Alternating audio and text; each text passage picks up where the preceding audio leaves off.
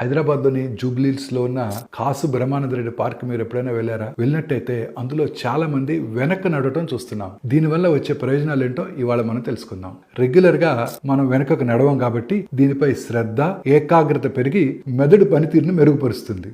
వెనుకకు నడవడం వల్ల కండరాలు చురుకుగా పనిచేస్తాయి. వెనుకకు నడిచినప్పుడు మన శరీరం నిలబడే తీరులో వచ్చే మార్పుల వల్ల మన నడుం భాగంలోని వెన్నెముకకు మద్దతునిచ్చే కండరాలు మరింత ఎక్కువగా ఉపయోగించాల్సి ఉంటుంది. తరచుగా వెన్నునొప్పితో బాధపడే వారికి వెనుకకు నడవడం వల్ల చాలా ప్రయోజనం లభిస్తుంది. ముందుకు నడిచేదానికంటే వెనక్కు నడవడం వల్ల ఎక్కువ క్యాలరీస్ కూడా బర్న్ అవుతాయి. ఎక్కువసేపు నడవకుండా మీ వ్యాయామాన్ని తీవ్రతరం చేయడానికి ఇది చాలా సులభమైన మార్గం. ముఖ్యంగా వృద్ధులకి చాలా ప్రయోజనకారిగా ఉంటుంది. ఈ కదలిక శరీరం మీద అవగాహన మెరుగుపరుస్తుంది, పడిపోయే ప్రమాదాన్ని కూడా తగ్గిస్తుంది. వెనుకకు నడవటం వల్ల మోకాళ్లపై ఒత్తిడి తగ్గుతుంది.